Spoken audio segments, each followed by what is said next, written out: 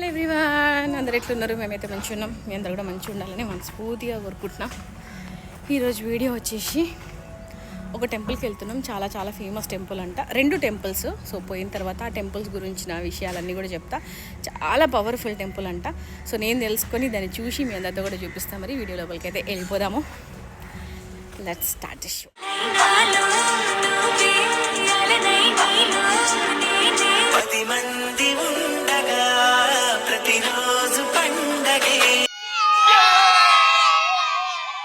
ఇప్పుడైతే మేము పోతున్న గుడి ఎక్కడ అంటే తిరుపతి జిల్లాలోని సురుటుపల్లి అనే గ్రామంలో ఉంటుంది శైవ క్షేత్రము. అంటే మన శివుడు వెలసినటువంటి క్షేత్రము. అసలు ఆ శివుడు అక్కడ ఎట్లా వెలిసిండు ఏంటిది అనే విషయాలు ఈ వీడియోలో అయితే ఎక్స్ప్లెయిన్ చేస్తాను. ఎందుకంటే చాలా చాలా ప్రత్యేకమైన టెంపుల్. నేనైతే ఫస్ట్ టైం చూస్తున్నా ఇట్లాంటి శివుణ్ణి. ఏ శివాలయంలో అయినా సరే శివుడు లింగ రూపంలో ఉంటాడు, కాకపోతే ఇట్లా విగ్రహ రూపంలో, అది కూడా పడుకొని ఉండే అవతారాన్ని అయితే నిజంగా నేను ఫస్ట్ టైం చూసిన. అండ్ ఇంకొక బెస్ట్ విషయం ఏంటంటే టెంపుల్ దగ్గరికి లోపలికి వెళ్ళిన తర్వాత దేవుణ్ణి చూడగానే అదొక రకమైన గూస్ బంప్స్, అదొక మంచి పాజిటివ్ వైబ్ అయితే నాకైతే అనిపించింది. అందుకనే ఖచ్చితంగా మీ అందరితో షేర్ చేయాలని షేర్ చేస్తున్నా. అండ్ ఈ టెంపుల్కి చాలా చాలా పేర్లు అయితే ఉన్నాయి. అండ్ మెయిన్గా పిలిచేది ఏంటంటే పల్లికొండేశ్వర స్వామి. ఎందుకు ఆ పేరు వచ్చింది అవన్నీ విషయాలు కూడా ఈ వీడియోలో ఎక్స్ప్లెయిన్ చేస్తా.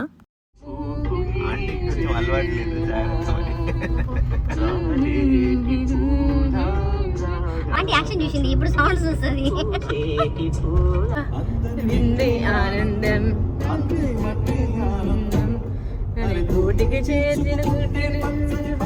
ఆనందం ఈ లిరిక్స్ పెట్టుకోవాలి ఇలాంటి పాటలు.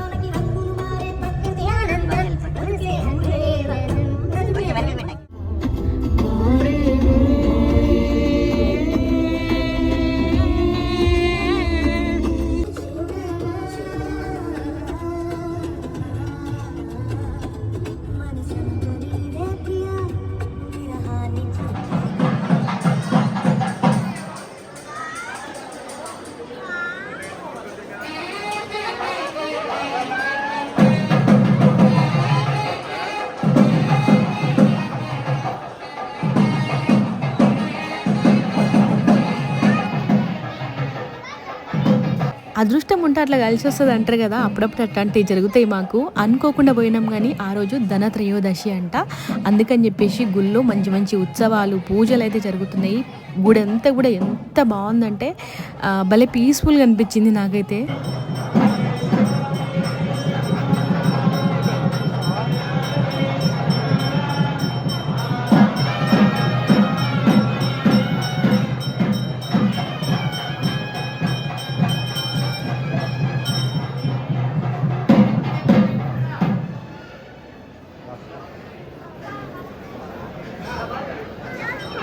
చిత్తూరు జిల్లాలోని తిరుపతికి 76 కిలోమీటర్ల దూరంలో నాగులాపురం మండలంలోని సురుటపల్లిలో శ్రీ సర్వమంగళ సమేత శ్రీ పల్లికొండేశ్వర స్వామి వారి ఆలయం ఉంది. అమృతం కోసం దేవతలు రాక్షసులు కలిసి మందర పర్వతం వాసుకి అనే సర్పం సాయంతో పాల సముద్రాన్ని చిలికే సమయంలో భయంకరమైన కాలకోట విషం వెలువడుతుంది. అది 14 లోకాలను దహించడానికి సిద్ధమైన ఆ కాలకోట విష ప్రభావం నుంచి రక్షించమని అసురులు బోలాశంకరుడైన పరమేశ్వరుని ప్రార్థించగా చతుర్దశ బోన పాలకుడైన మహేశ్వరుడు వారికి అభయమిచ్చి ఆ కాలకోట విషాన్ని మింగేస్తాడు. ఆ హలాహలం శివుని గర్భంలోనికి పోనివ్వకుండా పార్వతీదేవి అడ్డుకోగా ఆ విషం కంఠం వద్దే నిలిచిపోయి స్వామిని నీలకంఠుణ్ణి చేసింది. విష ప్రభావానికి లోనైన శివుడు మైకంతో కాసేపు ఈ క్షేత్రంలో విశ్రమించాడని, శివుడు శయనించిన క్షేత్రం గనుక దీనిని శివశయన క్షేత్రం అంటారని స్కంద పురాణం ద్వారా మనకు తెలుస్తుంది. పరమశివుడు హలాహలం భక్షించి విశ్రమించినందున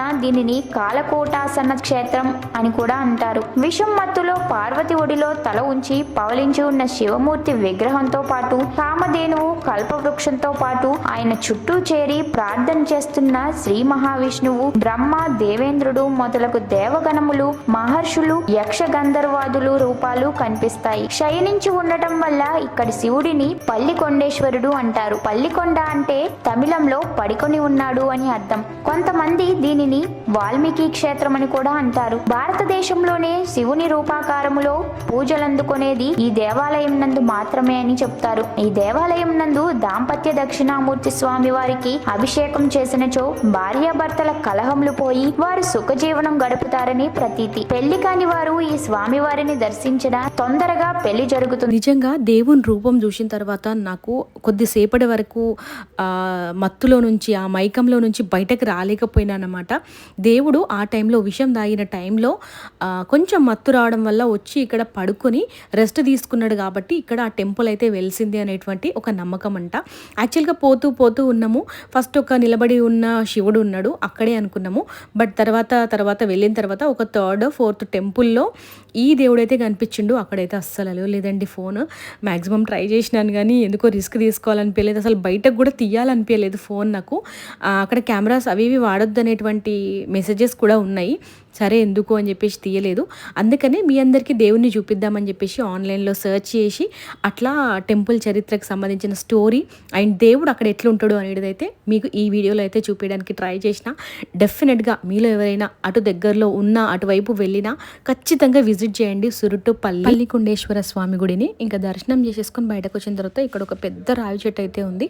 చెట్టుకన్నీ కూడా ఇట్లా ఉయ్యాలలు అయితే కట్టిరు. నార్మల్గా పిల్లలు కాని వాళ్ళు లేదంటే పిల్లలైనా కూడా వాళ్ళ పిల్లలు మంచిగా ఉండాలి అనుకునే వాళ్ళందరూ కూడా ఇట్లా ఉయ్యాలలు అయితే కడతారంట. ఇంకా నేను దీపాలు పెడదామని చెప్పేసి అట్లా దీపాలు అయితే పెట్టేసేసి ఫోటోషూట్ చేసుకుంటూ ఉండే, రీల్స్ ఇద్దామని చెప్పేసి అట్లా స్టార్ట్ చేసినాము. ఎవరో ఒకరు అడ్డం వస్తూ ఉన్నారనమాట. సో ఫస్ట్ ఒకసారి అట్లా పెట్టినాం, మీ అమ్మ అయితే వచ్చింది. సరే దర్శనం చేసుకుని పోయిన తర్వాత మళ్ళీ తీసుకుందామని చెప్పేసి అట్లా సెకండ్ టేక్ అయితే చేస్తున్నాం. నిజంగా మా ఊళ్ళో రోజు మస్తు ఓపికతో ఉండే, ఎక్కడ కావాలంటే అక్కడ కొంచెం ఫోటోషూట్ వీడియో షూట్ అయితే మంచిగా చేసిరనమాట. నిజం చెప్పాలంటే ఇప్పటివరకు మాకు దర్శనం అయిపోయింది అనుకున్నాము. ఎందుకంటే ముందు ఒక ఫొటోస్ కానీ వీడియోస్ కానీ ఇమేజెస్ ఏం కూడా మేము గూగుల్లో చెక్ చేయలేదు, అట్లా దేవుడు ఎట్లా ఉంటాడు ఏంటిది అనేది. సో అయిపోయింది మేము దర్శనం అనుకుని ఇంకా బయటకు వచ్చేసరికంటే ఇంకా ఇటు సైడ్ లెఫ్ట్లో వెళ్ళాలి, ఇంకొక టెంపుల్ ఉంటుంది అని చెప్పారు. లోపలికి వెళ్ళి చూసేసరికంటే యాక్చువల్గా పల్లికొండేశ్వర స్వామి దర్శనం ఇంకా కాలేదన్నమాట. ఇప్పుడు వెళ్ళే టెంపుల్ పల్లికొండేశ్వర స్వామి దర్శనంది. ఇది గర్భగుడి యొక్క బయట తీసుకునే ఛాన్స్ ఉందని చెప్పేసి జస్ట్ ఒక క్లిప్ అయితే క్యాప్చర్ చేసిన. ఇక అప్పుడు దర్శనం చేసుకొని బయటకు వచ్చిన తర్వాత ఆ టెంపుల్ ముందు అందరూ కూడా ఇట్లా మంచిగా దీపాలు అయితే వెలిగిస్తారు. మేము కూడా అట్లా దీపాలు వెలిగించి ఒక 2 నుంచి 3 నిమిషాలు అయితే కూర్చున్నాం. ఎందుకంటే మేము ఆల్రెడీ లేట్ అయిపోయింది, ఇక పిల్లలకు ఆకలి వేస్తుంది. ఇంటికైతే పోయి మళ్ళీ డిన్నర్ చేసుకోవాలి కాబట్టి ఇంకా బయలుదేరిపోతున్నాం అనమాట అక్కడి నుంచి. ఇంకా అక్కడ టెంపుల్ పక్కనే నంది అయితే ఉంది. టెంపుల్కి ఎదురుగానే దేవుడికి ఎదురుగానే నంది ఉంది. అభిషేకాలైనా పూజలైనా ఏవైనా కూడా ఇక్కడ నంది దగ్గరనే బాగా జరుగుతాయంట.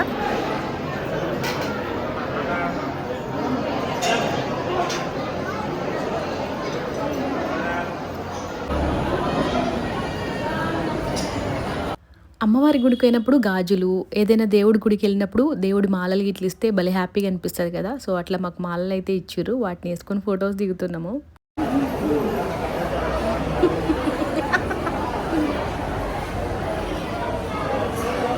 ఫైనల్గా పల్లికొండేశ్వర స్వామి దర్శనం సక్సెస్ఫుల్గా కంప్లీట్ అయింది. పల్లికొండేశ్వర స్వామి స్టోరీ కూడా ఉంది, దీనికి స్టోరీ చెప్తా.